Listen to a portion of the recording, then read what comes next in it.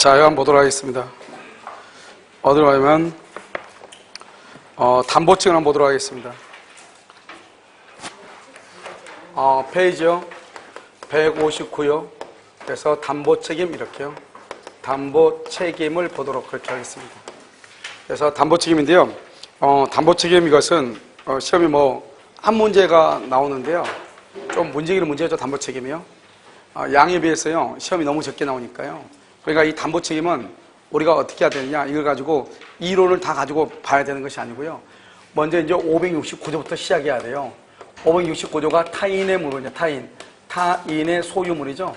이 타인의 소유물에 대해서도 매매가 성립될 수가 있어요. 매매가요.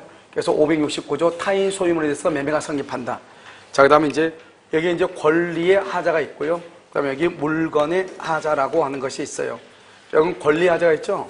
권리의 하자가 570조하고 572조하고 574조하고 575조하고 576조하고 이렇게 있고요. 물건의 하자가요 580하고 581조하고 이렇게 있어요. 그래서 570조가 뭐냐? 이것을 전부 타인의 권리예요.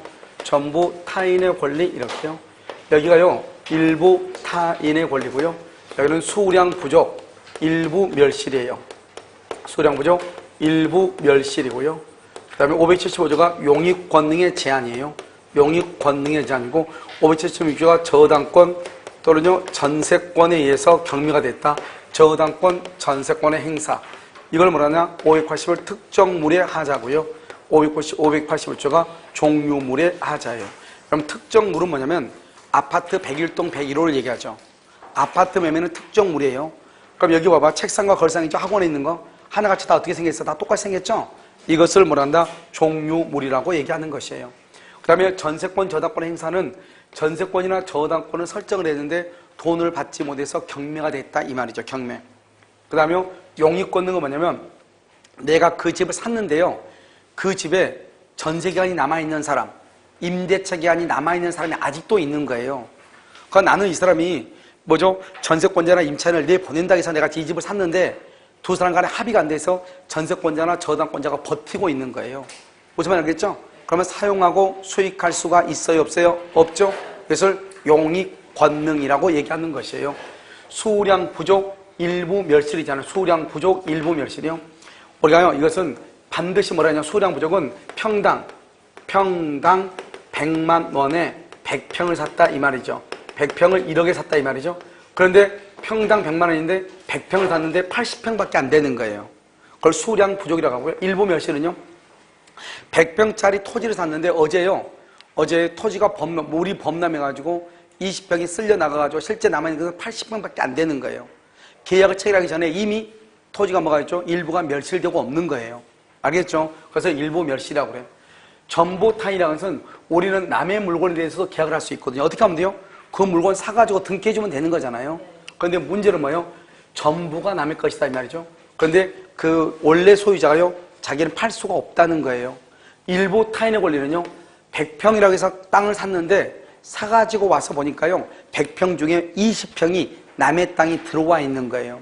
그러니까 100평 중에서 일부가 남의 것이다 이 말이에요. 20평이요. 그래서 일부 타인의 권리다 이렇게 얘기를 하는 것이에요. 그래서 여러분요 무엇을 먼저 알아야 되냐? 전부 타인이란 말하고 일부가 남의 것이란 말하고 수량이 부족하다 일부가 멸실됐다는 말하고 사용하고 수익 권능이 제한이 됐다는 말하고 저당권이나 전세권이 행사가 됐다 이 말의 뜻을 이해를 먼저 해야 돼요. 알겠죠? 그 다음에요 전부 타인의 권리와 일부 타인의 권리 이것은요 무슨 이익이냐? 이익을 배상해요. 이익을 배상을 해. 그래서 이익 배상을 한다 이렇게. 여기서 무슨 이익 배상한다? 이익 배상을 한다 이 말이고요. 그 다음에 여기서는요 여기 일부란 말이 있고 여기는 부족이란 말이 있잖아요. 여기 일부고 부족이란 말이 있잖아요. 여기 일부다 부족이다. 이것을 우리는 뭐라고 하냐면 이런 경우는요 대금 감액이다 이렇게 얘기해요. 대금을 깎아줄 수 있다 이 말이죠. 그래서 대금 감액 청구다 이렇게 얘기를 하는 것이에요. 대금 감액 청구다 이렇게요. 자, 그 다음에요 이건 이익 배상이고요. 그 다음에 이제 수량 부족 일부 멸실하고 용익권능의 제한하고 저당권 전세권 행사 이렇게 되어 있잖아요. 그럼 여기서 다른 것들은 이런 것들은요. 다른 것들은 뭐냐면 매수인이 선이냐 아니냐, 매수인이 선이이냐 악이이냐만 따져요. 선이인데 과실에 있던 선이인데 무과실이든 관계없이 이 말이다. 이 말이죠. 지금 선이기만 하면 돼요. 그러면 제척기간은요. 제척기간은 몇 년이다? 1년 안에 이 말. 1년 안에. 그런데요. 저당권 전세권의 행사는요. 저당권 전세권 행사는 제척기간이라고 하는 것이 없어요. 제척기간이란 말이 없어요. 알겠죠? 이게 없어. 제척기간이라는 말이 없어. 알겠죠? 그래서 몇 년이다? 이게 없단 말이죠. 그 다음에 매수일은요. 선이이든 악이이든 불문해요. 매수일은. 선이든 악이든 불문하고 청구할 수가 있어요. 이게 이제 차이가 있는 거죠. 그 다음에 특정물이요. 종류물은요. 이것은 제척기간이 몇 개월이다? 6개월이에요. 물건은 6개월이에요.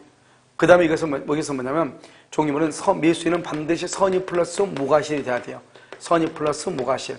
여기는 뭐라고 했죠? 선이만 되면 된다고 그랬죠? 선이 플러스 무과실이다 이렇게요. 어제 인터넷을 잠깐 보니까요. 뭐 공유자 시험 뭐 이렇게 나왔더라고요. 희한한 알지도 못하는 인터넷 신문에서요. 누가 돈 주고 올린 것 같아요. 보니까요. 왜냐면 뭐 인터넷 기사 신문에요. 옛날 4월 언젠가 누가 올렸더라고요. 뭐냐면 공유자 시험이 앞으로 이제 상대평가로 간다. 뭐 이렇게요. 그렇게 해서 누가 올렸더라고요. 여러분 공유자 시험 제도가 상대평가로 가면 이거 지금 보통 이슈가 아닌데 그 조그만 알지도 못하는 인터넷 신문이 그게 나오겠어요? 생각 한번 해보세요. 그렇잖아요.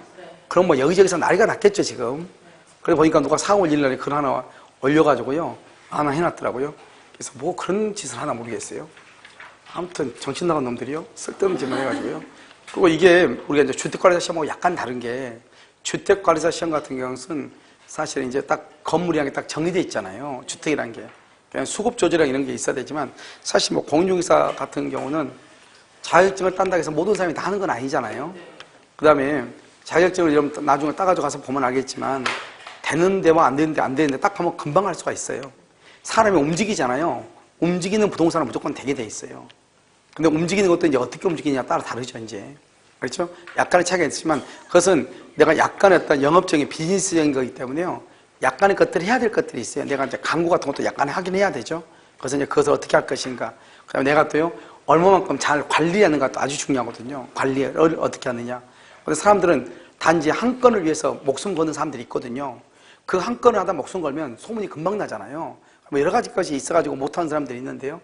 이제 뭐 다른 것들도 그렇고 사람들은 뭐 합격자가 너무 많아가지고 뭐가 안 된다. 이렇게 해가지고 막 나오더라고요. 사실 합격자가 많아가지고 이게 그런 것이 아니고 우리가 보면 자격증 대회가 사실은 상당히 많은 거잖아요. 의외로요. 이게 문제인 것이지 사실 자격증이 많다고 문제가 되는 건 아니거든요. 알겠죠? 그래서 뭐 이런 거 들었는데 보니까 어떤 놈이 또 글을 하나 올려가지고 뭐 관계자는 앞으로 뭐 심도 있게 검토해서 뭐 어떻게 할 것이다 그래 놨더라고요. 쓸데없는 소리 해놨더라고요. 알겠죠? 아무튼 그런 글을 왜 쓰나 모르겠어요. 알겠죠? 인터넷 신문인데 어디 신문인지도 신문사인지도 모르겠어요. 알겠죠? 자요, 여기 보면요. 여기서 이렇게 보면 먼저 우리가 박스만 하나만 가지고 보자 말이죠. 먼저 570조요. 전부 타인의 권리죠. 그 다음에 571조요. 71조 일부 타인의 권리죠. 자요, 572조요. 그 다음에 수량 부족이죠.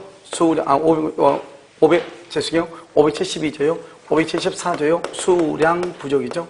수량 부족, 일부 멸실이죠. 그 다음에 575조요. 용익 권능의 제한이요. 자, 576조요. 여기요. 저당권의 행사, 저당권. 그 다음에 여기가 뭐냐면, 여기가 물건이죠. 뭐, 특정물은 안 나오니까요. 종류물이요. 581조 종류물 이렇게 보자, 이 말이죠. 됐죠?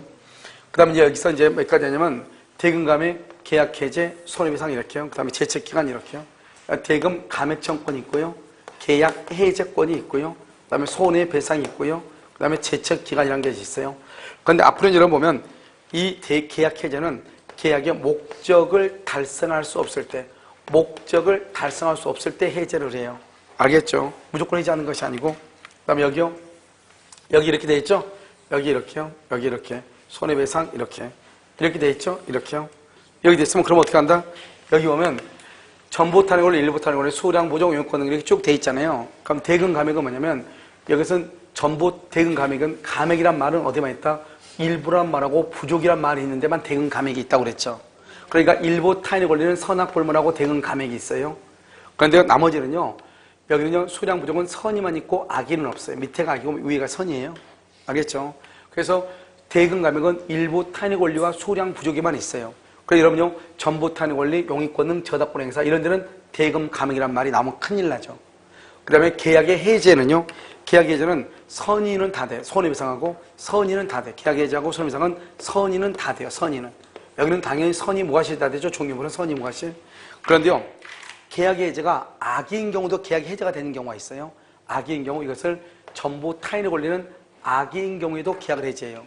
그 다음에 여러분요, 저당권 행사는 아까 뭐라고 그랬죠? 뭐를 불문한다? 선, 악을 불문한다 했잖아요. 선악을 불문하고 계약을 말 수 있다. 해제하고 손해배상을 청구. 그래서 손해배상 중에서 악의인 경우는 딱 하나, 저당권의 행사예요. 알겠죠? 저당권 행사. 자, 그 다음에 이렇게 그래서 선악 불문하고 할 수 있는 것이 기본적으로 4가지가 나오는 거죠. 자, 제척기간은요.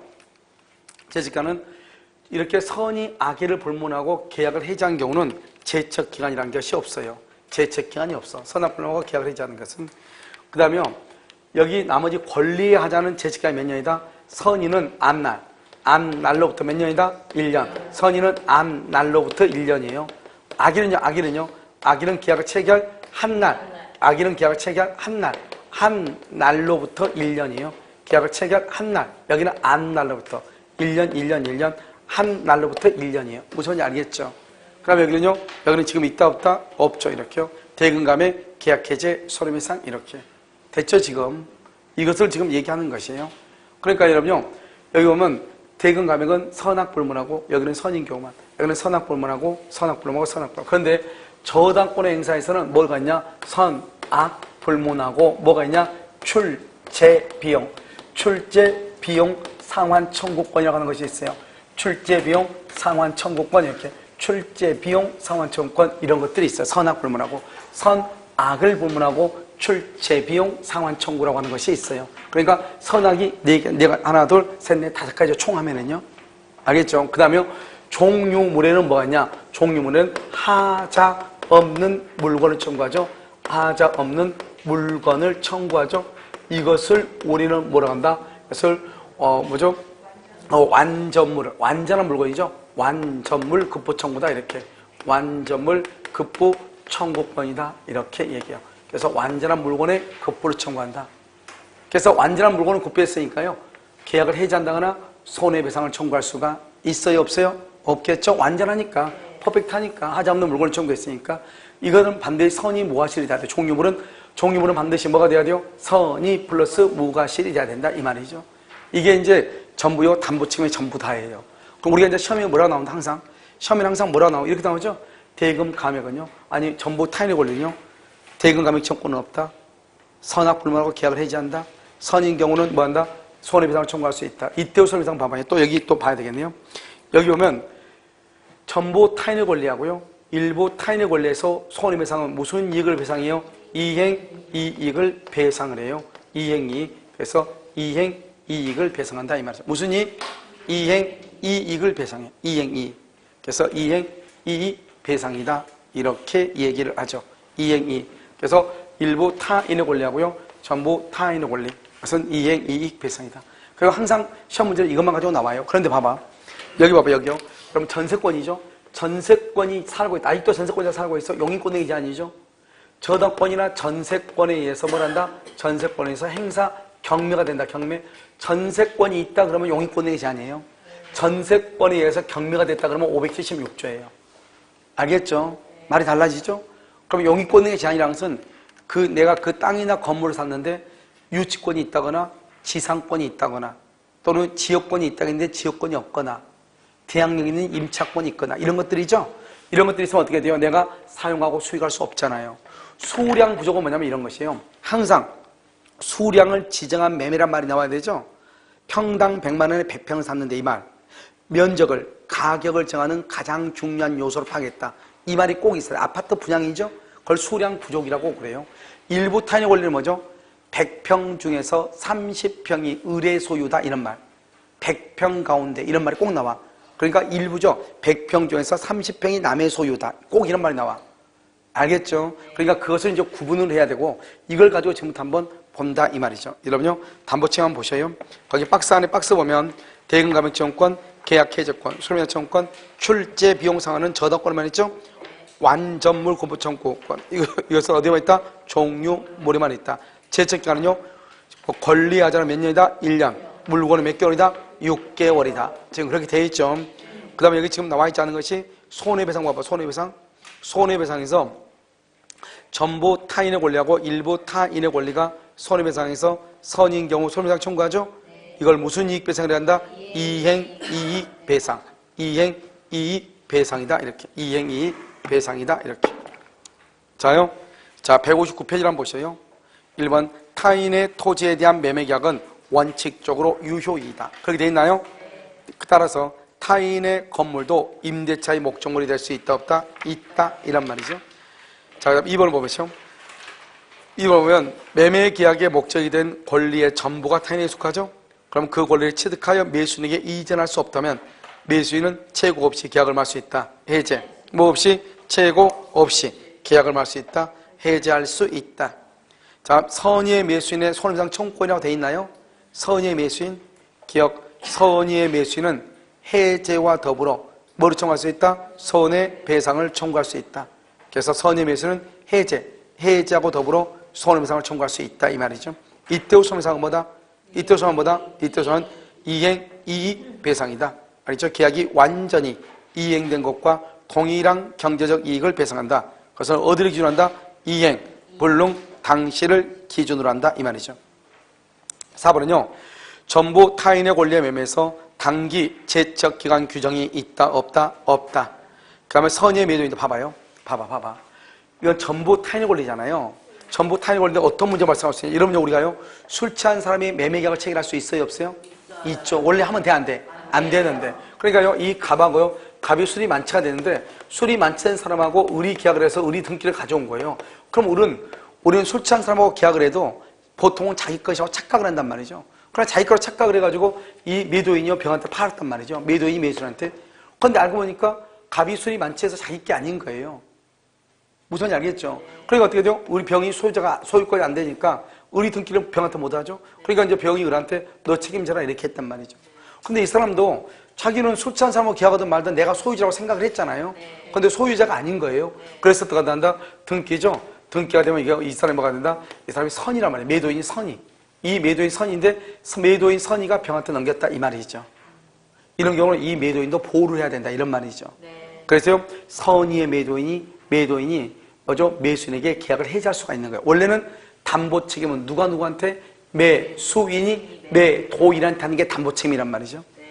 그런데요 여기는요 매도인이 계약을 해지할 수 있다면 원래는 매수인이 매도인한테 대금감액, 계약해제, 손해배상을 청구하는 게 담보 책임이에요. 매수인이 매도인한테. 그럼 매도인은요 잘못이 없어도 책임을 져야 돼. 무과실 책임이에요. 그런데 여기서는 전부 타인의 권리에서는요 매도인이 선이죠. 선이. 매도인이 선인 경우 계약을 말 수 있다. 해지할 수 있다 이 말이죠. 그런데 매도인 선이라고 뭐예요? 매수인도 선일 수 있잖아요. 그럼 여기요 전부 타인의 권리에서 매수인이 선인 경우는 손해배상을 청구할 수 있잖아요. 그럼 어떻게 하냐? 아무리 매도인이 선이라고 할지라도 매수인이 선이죠. 매수인이 선이면 어떻게 해야 돼요? 손해를 배상하고 계약을 해지하고.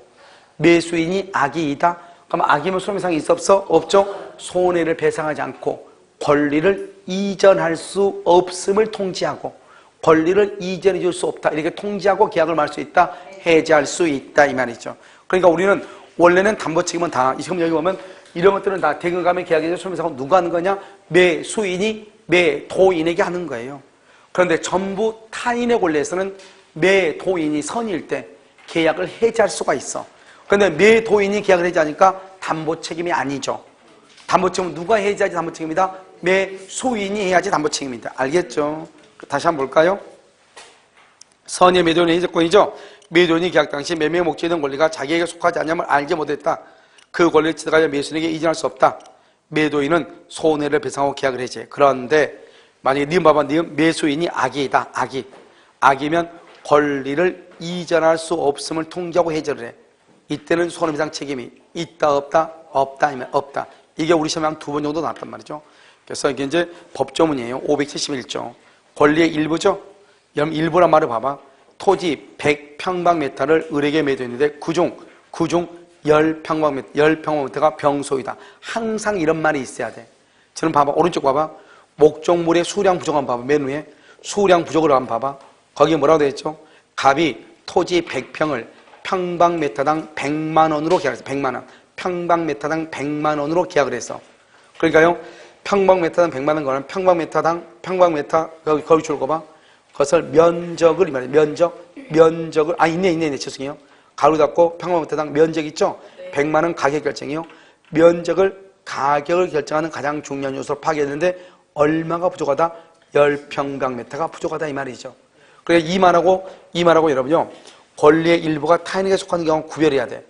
권리의 일부가 타인이다면은 100평방미터 중 10평방미터가 병소이다 이 말이고, 수량 부족은 평방미터당 10만 원에 계약을 했는데 그 중에서 10평방미터가 부족하다. 처음부터 없다. 알겠죠? 수량 부족은 먼저 일부 타인의 권리는 10평이 남의 것이다 이 말이고, 수량 부족은 처음부터 10평이 없다 이 말이고. 말이 같아요? 틀려요? 틀리죠? 그것을 구별을 못하면 3000%가 답이. 알겠죠? 자, 그럼 봐봐. 2번. 자, 160페이지 2번. 매매의 목적이 된 권리의 일부가 타인에게 속함으로 인하여 매도인이 권리를 취득하여 매수인에게 이전할 수 없다. 매수인은 봐봐. 여기 봐봐. 여기 보면 뭐라 나왔죠? 여기 일부 타인의 권리 지금 보고 있죠? 일부 타인의 권리는 대금 감액은 뭐를 불문하고? 선, 악이죠. 이렇게 선이 악의를 불문하고 대금 감액을 청구할 때는 뭐라고 표현한다? 매수인은 이렇게 표현해. 매수인은 이렇게. 선, 악 불문하고 매수인은 대금 감액을 청구할 수 있다. 이렇게. 매수인은 이렇게. 우선 알겠죠? 자, 3번은요. 선의의 매수인은 이렇게 돼 있어요. 그럼 봐봐. 매수인이 선이죠. 계약을 해지하고 손해배상 청구하죠. 이때 손해배상은 매수인만 청구, 선의일 때만 청구하죠. 무슨 이익 배상한다? 이행이. 제척기간은요. 선의는 언제부터? 안날. 악의는 언제부터? 한날. 지금 그게 계속 나와. 이걸 그냥 그대로 쓰는 게 이게 그냥 이 표 하나만 알면 되죠. 담보책임은요. 거기 한번 봐봐요. 여기 보면 3번을 보면 선의의 매수인은 해지할 수 있다. 4번은요. 선의의 매수인은 손해배상을 해야 되죠. 선의 매수는 손해배상. 무슨 이익배상이다? 이행, 이익, 상당형이다. 이때 5번은요. 선인 경우는 언제부터? 안 날로부터 1년, 악인 언제부터? 한 날로부터 1년이다. 안 날이라고 하는 것은 여기서 안 날. 일부가 타인의 거죠? 그 타인한테 그것을 매수해서 매수인한테 이전하면 되는데 매수해서 이전할 수 없게 된 것이 확실하게 된 날. 알죠? 그것을 안 날이다. 이렇게 얘기하죠. 그래서 이를 취득하여 매수인에게 이전할 수 없게 되었음이 확실하게 된 사실은 안 날. 이것을 안 날이다. 이렇게 얘기를 하는 것이죠. 그럼 무슨 말인지 알겠죠? 이것을 뭐라 한다? 안 날이다. 이렇게 얘기를 해요. 자, 3번 한번 봐봐요. 3번. 목적물의 수량 부족, 일부 멸실이라고 나와 있나요? 그렇게 나와 있어요? 자, 1번. 이건 뭐죠? 평당 100만 원. 그런데 10평이 부족하다 이 말이죠. 이것을 뭐라 한다? 수량을 지정한 매매라고 그래. 2번 봐봐. 2번 옆에 수량을 지정한 매매. 이 수량을 지정한 매매가 뭐냐? 니은 봐봐. 니은 봐봐. 맨 끝에 아파트 분양이 바로 수량을 지정한 매매예요. 알겠죠? 니은. 2번에 니은. 알겠죠? 자, 그러면 2번에요. 다시 기억을 봐봐. 평당 100만 원이란 말의 뜻이 뭐냐? 일정한 면적이 있는 것으로 믿고 매도인도 그 면적이 있는 것을 명시적, 묵시적으로 표시하고 면적을 가격을 정하는 여러 요소 중 가장 중요한 요소로 파악했다. 이것을 뭐라 한다? 수량을 지정한 매매다. 이렇게 얘기를 해. 그러면 디귿을 보면 디귿은 우리가 여러분 임대차 있죠? 임대차. 봐봐. 이 건물 지금 임대를 한 거잖아요. 봐봐요. 이 건물이 만약에 지금 한 60평 정도 된단 말이죠. 그러면 평당 10만 원에 임대료가 그러면 60평이니까 뭐죠? 만원 그러면 얼마다? 60만 원 이 말이죠. 평당 만 원에 60만 원. 이렇게 했으면은 어떻게 되죠? 그러면 되는 거잖아요. 이걸 뭐냐? 평당 만 원 그랬죠? 이걸 수량을 지정한 임대차다 이렇게 얘기해. 그랬는데 면적이 부족하다. 그랬을 때 대금을 깎아달라고 해. 이건 모두 몇 평이에요? 한 60평 될걸요? 그렇게 해가지고 60만 원 주기로 했는데 보니까 55평이야. 5만 원 깎아달라고 할 수 있다 없다? 없다 말 없다. 그렇게 하면 못해. 수량을 지정한 임대차. 평당 얼마 이래야 돼. 근데 그렇지 않고 그냥 퉁 털어서 이거 몇 평이에요? 한 60평 되는데요? 근데 해가지고 60만 원 주기로 했는데 측량하니까 55평이야. 그러면 주장할 수 있다 없다? 없다. 없다. 무슨 말인지 알겠죠? 그것을 얘기해. 자, 그 다음에 3번은요. 부동산에 관한 소량 지정 매매에서 실제 면적이 계약 면적에 미달. 실제 면적이 계약 면적에 미달하죠? 그럼 이것은 뭐란다? 이것은요. 계약 체결상의 과실책임, 그건 큰일 나. 계약 체결상의 과실책임이 아니고 뭐란다? 담보 책임으로 간다면 담보 책임. 그래서 담보 책임으로 하니까 맨 끝에요. 계약 체결상의 과실에 따른 책임을 물을 수 없다고 그랬죠? 계약 체결상의 과실에 따른 책임, 계약 체결상의 과실을 줄거 봐. 그건 전부가 불능이 돼야 돼. 전부가 불능. 근데 여기는 일부가 부족이잖아요. 그러니까 계약 체결상의 과실 책임을 가는 것이 아니고 뭐로 간다? 570, 옆에 맨 끝에 써, 옆에 놓고 574조 담보 책임으로 가. 574조 담보 책임. 그러니까 담보 책임은 써, 옆에 놓고 원칙 유효야, 유효니까 유효. 그래서 유효니까 부당이득 반환이란 말이 없어요. 그러니까 여러분 두 번째 줄 보면 부당이득 반환을 청구한다고 돼 있죠? 부당이득 반환을 청구할 수가 있다 없다? 없다. 부당이득 반환이라고 하는 말이 없는 것이에요. 그래서 여러분 우리가요 평당 100만 원에 100평을 계약했는데 80평밖에 안 된다 이 말이죠. 그러면 20평이 부족하다고 해서 대금 감액을 하면 되지. 부당이득 반환을 청구한다거나 계약 체결상의 과실 책임을 물을 수가 없다. 왜냐? 계약 체결상의 과실 책임이라는 것은 전부가 부족할 때, 전부가 불능일 때. 그 다음에 4번은요. 선의의 매수인은 대금감액 계약해제 손해배상을 청구할 수 있고요. 선의의 매수는 소량 부족 일부 멸시를 안 날렀다. 안 날. 왜요? 앞에가 선이니까 안 날이라고 하죠. 악이면 뭐라고 그래? 한 날이라고 했겠죠. 한 날. 알겠죠? 용익권이 뭐죠? 봐봐요. 용익권은 뭐냐면 용익은 내가 그 집이나 건물이나 토지를 샀는데 집이나 건물에 유치권이 있거나 기간이 남아있는 전세가 있거나 대항력이 있는 임차인이 있거나 지역권이 있다 했는데 지역권이 없거나 지상권이 있거나 막 이런 것들이에요. 그럼 내가 그 토지나 건물을 사용할 수가 있어요? 없어요? 없죠. 자, 용익권리요. 1번 지상권, 지역권, 전세권, 질권, 유치권의 목적이 된 경우 존재할 지역권이 없는 경우 바로 옆에 등기된 임차권이 있는 경우 이 말이죠. 2번요. 봐봐. 2번. 용익권은 뭐죠? 용익권은 대금 감액은 있어요? 없어요? 없죠. 선인 경우에 뭐란다? 계약 해제. 이때 해제는 목적을 달성할 수 없을 때 해제.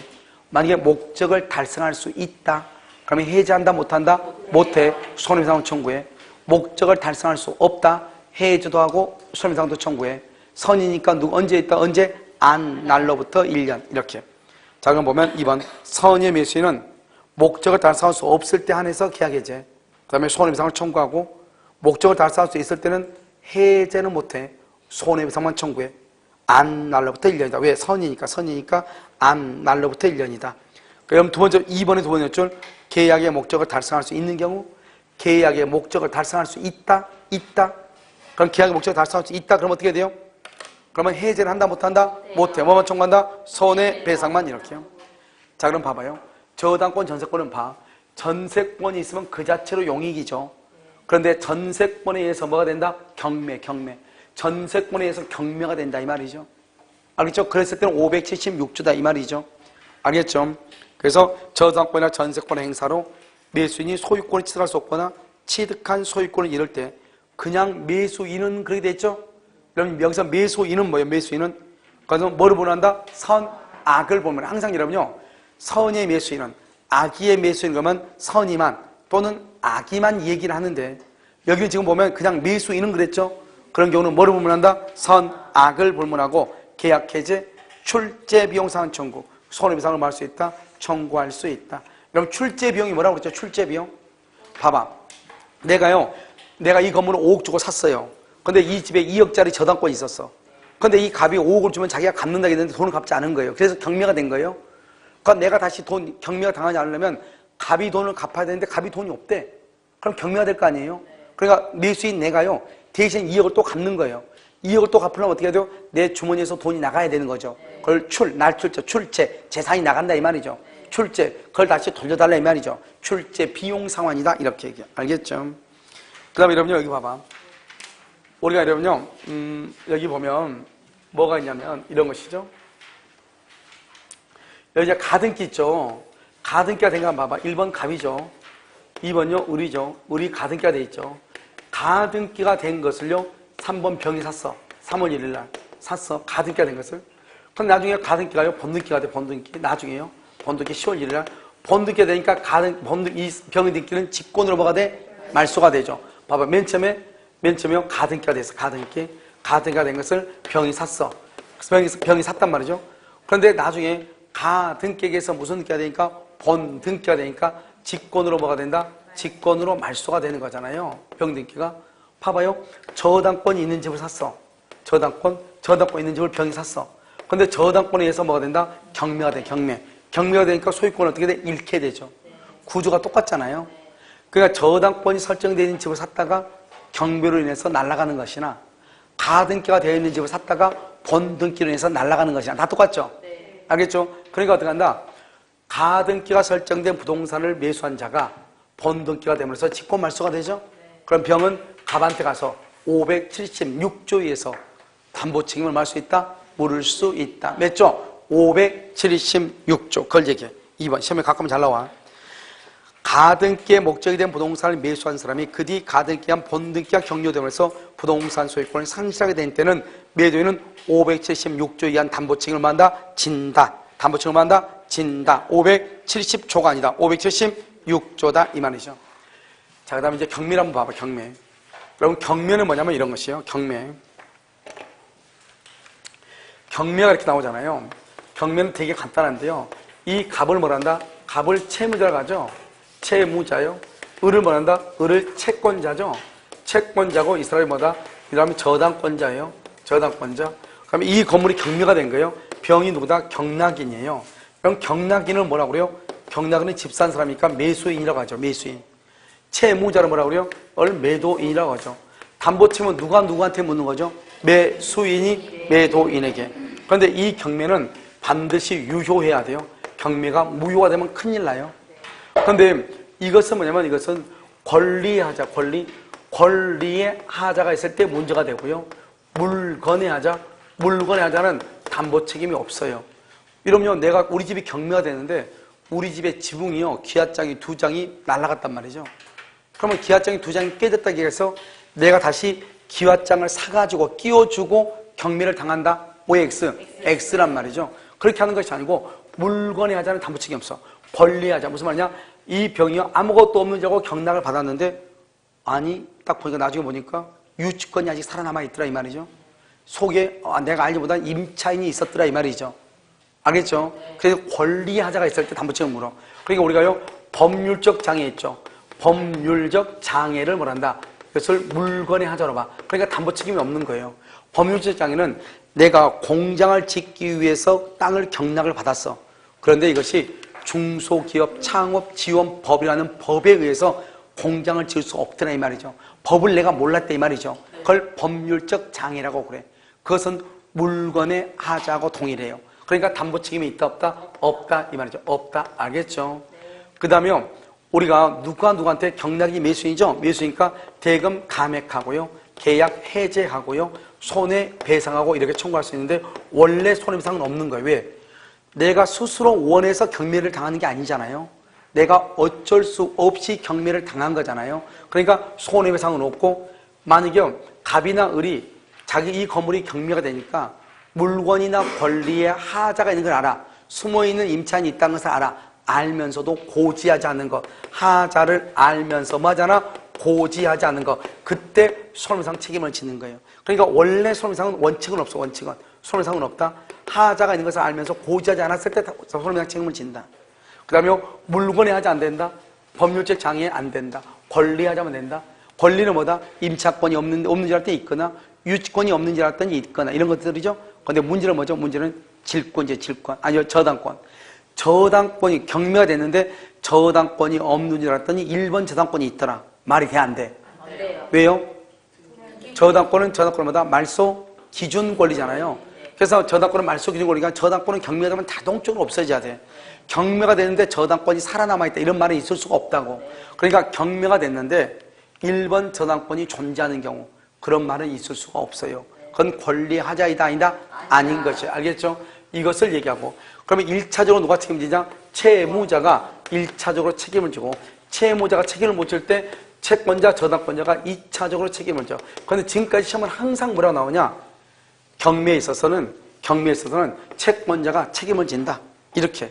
OX, X죠. 누가 먼저 책임을 져? 채무자. 자, 한번 볼까요? 경매. 경매는 공매와 경매를 말한다. 공경매는 공매와 경매. 2번, 경매 절차 자체가 무효. 경매 절차. 이거 봐봐. 경매 절차. 유효가 돼야 돼? 무효가 돼야 돼? 유효. 무효가 되면 담보 책임은 없어. 권리의 하자에만 적용되고 물건의 하자 또는요 법률적 장애 된다 안 된다 알겠죠? 4번의 경우는요 누가 먼저 책임진다? 즉 두 번째 쪽 가운데 즉 채무자가 1차적으로 책임을 지고 2번 2차적으로 배당받은 채권자가 책임을 진다. 1차적으로 누구? 채무자. 2차적으로 누구? 채권자가 책임을 진다. 5번은요 손해배상 청구할 수 없음이 원칙이다. 손해배상을 할 수 없음이 원칙이다. 물건 또는 권리의 흠결을 알고 고지하지 않거나 알겠죠? 그럴 때만 예외적으로. 그러니까 원칙적으로 경매에서는 손해배상을 청구할 수 없다 이 말이죠. 물건이나 권리의 하자를 알면서도 고지하지 않았을 때만 뭐가 있다? 책임이 있다 이 말이죠. 자 그럼 채권의 담보 책임이죠. 이것은 우리 시험에 자주 나온 것은 아니지만 가끔 한 번씩 나오죠. 이걸 가지고 이제 문제를 이제 모르면 안 되는데 여러분요 채권이죠. 채권은 사고팔고 할 수 있어요 없어요? 있어요. 채권도 여러분요 재산권이니까 사고팔고 해요. 자 봐봐요. 갑이 채권자예요. 채권자고요. 여기가 을이죠. 을을 채무자예요. 채무자한테요. 여기서 1억 원을 빌려주면서 이자 100만 원 받기로 했어요. 언제 1월 1일부터 10월 1일까지요. 10월 1일이 변제기죠. 변제기요. 그러면 갑은 을한테 돈 언제 받을 수 있어요? 언제? 10월 1일 날 돈을 받을 수 있잖아요. 10월 1일 날 돈을 받을 수 있죠. 그런데요, 갑이 여기요, 중간에 이 채권을, 을에 대한 채권을 병한테 양도를 해요. 채권을 매매를 해요, 매매. 채권을 매매해가지고 채권을 판다, 이 말이죠. 양도인 양수인이에요. 이 사람이 언제 샀냐? 여기요, 5월 1일 날 산 경우가 있고, 10월 1일 날 산 경우가 있다, 이 말이죠. 그럼 여기는 어때요? 변제기 전이죠. 변제기 전에 산 것이고, 여기는 변제기가 지난 후에 샀죠. 그럼 10월 1일이란 말이 뭐예요? 그럼 여기 병은요, 언제든지 을한테 가서 돈 받을 수 있어, 없어? 있어요. 있죠. 5월 1일 날 갑이 병한테 채권을 넘겼어. 그럼 병한테 가서 돈 받을 수 있어, 없어? 을한테? 없죠. 언제 받아야 돼? 10월 1일 날 받아야죠. 변제기 전이니까. 변제기 후는요, 당장 가서 받을 수 있죠. 이게 큰 차이야. 두 번째, 이 갑이 병한테 채권을 넘기면서 뭐라고 얘기했냐? 채무자의 자력을 담보했다. 채무자의 자력을 담보했다는 말의 뜻이 뭐냐? 만약에 을이 10월 1일 날 갔는데 돈이 없으면 내가 대신 너한테 책임질게 이 말이에요. 10월 1일 날 갔는데 을이 돈이 없다. 그럼 내가 너한테 책임질게. 걱정하지 마. 너 나한테 얘가 1억짜리 채권이 있는데 너 이거 사고 만약 그럼 너 저 사람 돈 없으면 어떻게 10월 1일 날? 아 그럼 내가 책임질게. 이렇게. 그걸 자력을 담보했다고 그래요. 그런데요 이 갑이 지금 팔았죠. 팔았는데 언제 팔았냐? 5월 1일 날 팔았다. 5월 1일은 변제기 전이죠. 그러면 이 사람은 돈이 언제 있어야 돼? 언제? 이 사람은 돈이 오늘 있어야 돼? 10월 1일 날 있어야 돼? 아 10월 1일 날 있어야죠. 변제기 전이니까. 변제기 전이니까 언제요? 변제기에 채무자의 자력을 담보하는 것으로 추정하죠. 변제기에 채무자의 자력을 담보하는 것으로 추정하죠. 이렇게 담보하는 것으로. 이 사람이 지금 돈 있으면 뭐예요? 5월 1일 날, 10월 1일 날 돈이 있어야지. 그런데 만약에 변제기 후야. 변제기 후 10월 1일이 지났어. 10월 1일이 지나면 어떻게 돼요? 언제든지 가서 병은 돈 받을 수 있어요? 없어요? 있잖아요. 언제든지 돈 받을 수 있죠.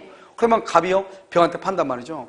야 걔한테 돈 받을 거 있는데 내가 돈 받아야 되는데 좀 그러니까 너 가서 돈 받을래? 내 거 사고 이렇게. 그래서 병이 샀단 말이죠. 그럼 변제기가 지났죠? 변제기가 지났으니까 언제 이 사람이 돈이 있어요? 오늘 계약할 때 돈이 있으면 되는 거잖아요. 가서 오늘 가서 받으면 되니까 이것은 계약 체결시, 계약 당시에 채무자의 자력을 담보하는 거예요. 그래서 한번 봐봐요, 거기요.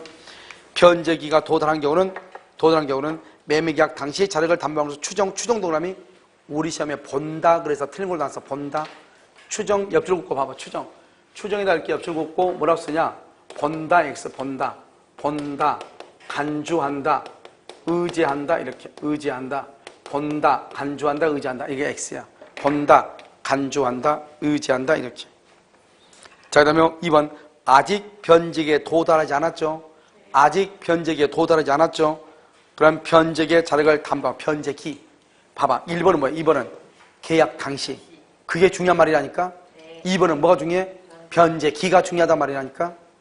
그러니까 앞에가 뭐죠? 변제기에 아무 말이 없으면 변제기에 이미 도달했다는 것이고, 아직 2항이요. 변제기에 도달하지 않았다 이 말은 1번은 변제기에 도달했다 이런 말이잖아요. 그러니까 변제기에 도달했으니까 계약 당시고, 변제기에 도달하지 않았으니까 언제? 변제기에 자력을 담보한 것으로 뭘 한다? 추정한다 이 말이에요. 그럼 지금 이해되셨나요? 알겠죠? 그 두 가지를 보고, 그 다음에 물건의 하자. 방금 물건 맞죠? 여러분 물건의 하자 봐봐. 자, 이제 여러분 되게 간단한데, 그럼 여기서 물건의 하자라고 하잖아. 물건. 여러분 물건의 하자. 물건은 뭐죠? 물건의 하자죠. 그러면 이 하자는 뭐냐? 객관적 하자를 얘기해. 객관적 하자. 객관적 하자요. 그럼 여러분 보면요. 지금 강의실 온도가 이러면 강의를 듣기에 춥나요? 덥나요? 좀 자기는 좀 온도가 좀 낮다고 생각하는 사람 손 들어봐요. 괜찮아요? 무릎는 거예요? 낮다? 그거 낮은지 알아요. 아까 첫 시간에요. 보니까요. 옷을 막 이렇게 여미더라고요. 그래서 적당하다는 사람 손 들어봐요. 적당하다는 사람 없어요? 있어요? 덥다는 사람 손 들어봐요. 덥다는 사람 없어요? 이게 바로 뭐냐? 이걸 주관적이라고 하는 거예요. 그러니까 어떤 일부는 지금 이 온도가 자기는요 좀 춥다고 느낀다 이 말이죠. 어떤 사람들은요 말 그대로 괜찮다고 생각한단 말이죠. 어떤 사람은 약간 덥다고 느낄 수 있단 말이죠. 저 같은 경우는 여기서 사가지고 강의하니까요. 지금 온도가 약간 덥거든요. 지금 온도가요. 사가지고 막 강의하고 이렇게 하니까 위기가 있으니까요. 그러니까 사람마다 각각 다른데 이거를 누구한테 맞추냐 이 말이죠. 누구한테. 알겠죠? 이게 이제 아주 문제가 돼요. 누구한테 맞추냐에 따라서 온도가 달라지죠. 그러면 자기한테요. 그러니까 어떤 사람들 지금 이 학원의 이 강의실 안에 온도는 괜찮다는 사람한테는 괜찮죠. 그런데 온도가 좀 낮다는 사람한테는 어떤 상태예요? 지금 하자가 있는 거예요. 무슨 말인지 알겠죠? 하자가 있는 거라고. 그러니까 이것을 어떻게 할 것인가. 이게 이제 문제잖아요. 이것을 어떻게 할 것인가. 이게 이제 문제란 말이죠. 그래서 이렇게 사람한테 맞추면 아무것도 못 하는 거예요. 그래서 우리 뭐냐? 객관적 하자. 그걸 우리 방금 그걸 주관적 하자라고 해요. 주관적. 이걸 객관적 하자라고 하는 것은 뭐냐면 우리가 저기 보면 성능서 옆에 보면 시험 성능서가 딱 붙어 있죠. 카탈로그를 검사서 밑에 붙죠. 그럼 여기서 이런 정도의 강의실이에요. 저것을 1시간 몇 도로 온도로 맞추고, 그 다음에 운전했을 때 10분이면 몇 도가 올라가고 몇 도가 떨어진다. 이게 딱 검사 성격서가 있을 거란 말이죠. 거기에 따라가지고 그대로의 성능이 나오면은 뭐가 되고 적합이고, 그렇지 않으면 하자가 있는 것이에요. 그래서 그것을 객관적 하자라고 그래요. 알겠죠? 그런데 여기서 이제 뭐냐면 확대손해라고 하는 것이 있거든요. 확대손해요. 확대가 됐단 말은 손해가 넓어졌다 이 말이잖아요. 이 확대손해의 경우는 어떻게 할 것인가 이 말이죠. 확대손해는 의무가 위반이 있어요. 의무 위반으로 인해서 귀책 사유가 있어야 돼요. 의무 위반과 거기에 따른 귀책 사유, 확대에 따른 귀책 사유가 있어요. 예를 들어서 우리가요 병아리 한 마리가요 AI에 걸렸단 말이죠. 이 한 마리를 잘못 공급했어요. 그러면 안 되잖아요. 근데 그 한 마리가요 가서 뭐 입을 벌이다 보니까요 이쪽 옆집에 있는 닭하고 옆에 있는 닭하고 친구 닭하고 언니 닭하고 오빠 닭하고 다 AI에 걸렸다 이 말이죠. 그걸 확대 손해가 죠. 한 마리의 잘못된 것을 공급했더니 손해가 더 크게 난 거죠. 그걸 확대 손해 말이죠. 확대 손해는 잘못된 것을 주면 안 되잖아요. 그러니까 잘못된 닭을 줬으니까 의무가 이 말이죠. 그 의무를 위반하는 데 대해서 잘못이 있어야 돼. 내가요 잘못된 닭이라는 것을 알면서 줬느냐 전혀 모르고 줬느냐. 왜? 이놈아가요 눈을 또만 뜨면서 입을 꼭 다물고 있으니까 AI 걸리지 안 걸리지 모르고 준 거잖아요. 그랬더니 그놈이 가가지고 이판사판 같이 죽자고 입 벌렸다 이 말 아니에요. 가가지고 알겠죠? 그러니까 어떻게 돼요? 내가 처음에는 몰랐다 그러면 안 된다 이 말이죠. 그러니까 의무를 위반한 것에 대해서 잘못이 있을 때 확대 손해가 되는 것이다 이런 말이에요. 이것을 물건의 하자다. 이 물건의 하자에서 객관적 하자라는 것은 뭐다? 카탈로그 있죠. 카탈로그나 검사 성적서. 이 검사 성적서에 기재된 대로 성능이 나오면 적법, 그렇지 않으면 불법이다 이런 말이죠. 아니요 하자가 있다 이런 말이죠. 자 그럼 볼까요? 자 이제 어떻게 되냐 객관적 상태라고 되어 있죠. 객관적 상태 알겠죠? 니은 근본이나 강구로서 특수한 품질 성능 등을 보증한 경우 그것을 기준으로 판단한다. 뒤에서는요 두 번째 끝에 카탈로그나 검사 성적서에 의하여 보증한 일정한 품질과 성능을 갖추지 못한 경우는 뭐가 있다? 하자가 있다. 그렇게 되어 있죠. 자 이번은요 우리가 이제 확대손이죠. 확대 우리 시험 한번 나왔죠. 두 번째 끝에 의무 위반 사실 외에도 매도인에게 뭐가 있어야 돼? 귀책 사유. 하자가 있냐 없냐는 언제 알죠? 계약을 할 때 알죠. 언제 알아요? 계약을 할 때. 그 다음에 4번은요. 거기서 하자 담보 책임은 무슨 책임이다? 무과실이죠. 무과실. 이 말이 무슨 말이다? 잘못이 있든 없든 책임이죠. 우리가 담보 책임, 잘못이 있든 없든 책임을 져. 그런데 나는 잘못이 없어. 그렇다 쳐. 그런데 매수인의 잘못으로 손해가 더 커졌어. 그럼 어떻게 돼? 무과실 책임이니까 과실상기란 말을 쓸 수는 없어도 뭘 할 수 있다? 하자에 가공한 상대방의 과실을 참작해서 손해배상액을 정할 수는 있다 이 말이죠. 그래서 하자 발생이나 그 학대에 가공한 매수인의 잘못을 참작해서 손해배상의 범위를 말 수 있다. 정할 수는 있다 없다? 있다. 안 날로부터 몇 개월이다? 6개월이다. 종류물의 경우는 뭐를 청구할 수 있다? 하자 없는 물건. 다른 말로 뭐란다? 완전물 급부 청구다. 이렇게. 자, 그 다음에 담보책임하는 특약이죠. 여러분 담보책임은요 임의규정이에요. 그래서 특약으로 담보책임을 배제 아예 없는 것으로 감경 가중할 수 있어. 그런데 이번이 중요하죠. 담보책임을 면제하기로 약속을 했어요. 면제하기로. 그랬는데 매도인이 하자를 알고 고지하지 않는 경우, 그런 경우는 책임을 면하지 못한다 이 말이죠. 그러니까 무슨 말이냐? 우리가 담보책임은 없다 이렇게 했는데 봐봐. 내가 우리 집에 물건이나 권리에 하자가 있는 것을 알면서도 고지하지 않았어. 그런 경우는 책임을 져. 보면 뭐 요즘은 뭐 그런 것들이 좀 드물지만 여러분 옛날 빌라들이 있죠. 여러분 옛날 빌라들은 지금도 보면 그 화장실 같은 거 보면 수도꼭지 같은 것도 다 어디에 있어? 화장실 안에다 들어있잖아요. 그런데 수도꼭지 중에 하나가요 막혀 있는 거예요. 잠겨져 있어요. 거기 왜 잠겨져 있나 하고 모르고 집을 산 매수인이 아무것도 모르고 수도꼭지 열었더니 밑에 집에서 난리가 난 거예요. 물 샌다고. 그럼 봐봐요. 우리가 그런데 계약서에 딱 보니까 뭐냐? 어떤 물건에 하자가 있어도 매도인은 책임지지 않는다. 즉 담보 책임을 면제하기로 한다. 이런 약정이 있는 거예요. 특약이. 아무리 특약이 있다고 할지라도 하자가 있는 것을 알고 고지하지 않죠? 그러면 책임을 져야 되는 거예요. 그러니까요. 코크가 잠겨 있었다. 그것도 열었더니 물이 샌다고 난리가 난다. 그러면 처음부터 이 사람은 물이 샌다고 하는 것을 알고 있었다, 모르고 있었다. 알고 있었으니까 물을 잠궈놨을 거 아니에요. 그럼 그 사실을 나한테 알려야지. 그것도 여러분요. 그런 거 만약에 공사하면 보통 한 300 정도 들어가거든요. 알겠죠? 그러면 내가 처음부터 매매대금에서 그만큼 공제했을 거 아니에요. 그러면 그때는 너가 책임을 져라 이 말이죠. 그러니까 우리는 담보 책임이라는 것은 임의규정. 임의규정이니까 담보 책임을 어찌 할 수 있냐? 가져갈 수 있어. 합의해요. 내가 매도인이 손해가 100만 원이 나오면 3배를 부담하기로 한다. 가져갈 수 있어요? 감경할 수도 있어요? 아예 없다고 약속할 수 있어요. 아예 없다고 약속했어도 하자가 있는 것을 알면서 고지하지 않는 경우, 그럴 때는 다시 책임을 진다, 안 진다? 진다. 그래서 여러분들 나중에 이제 중개업을 하다 보면 뭐를 자주 하느냐? 아파트가 좀 오래된 아파트 있죠. 그 다음에 또 한 15년 된다 이렇게 아파트가 되면 어디선가 비가 오면 나도 모르게 어디선가 알겠죠? 빗물이 흘려요. 알겠죠? 눈물이 흘리듯이 흐른단 말이죠. 그거 어떡할까요, 그거? 처음에는 괜찮았어요. 근데 어느 날 갑자기 여름에 비가 오니까 빗물이 새는 그걸 어떡하냐고요. 내가 매도하고 나서. 이런 경우 뭐라 하지? 항상 밑에다가 지금 오늘을 기준으로 해서 오늘을 기준으로 해가지고 목지 하자가 발견한 하자에 대해서는 매도인이 책임지지만 이후에 발견된 하자에 대해서는 매도인이 책임지지 않기로 한다. 이런 약속을 쓴단 말이죠. 특약을. 그런데 매도하고 나서 3개월 있다가 비가 왔는데 빗물이 새더라 이 말이죠. 그럼 매도인이 책임 안 지는 거예요. 왜? 책임지지 않는다고 써놨으니 그걸 담보 책임을 면제한다고 하는 거예요.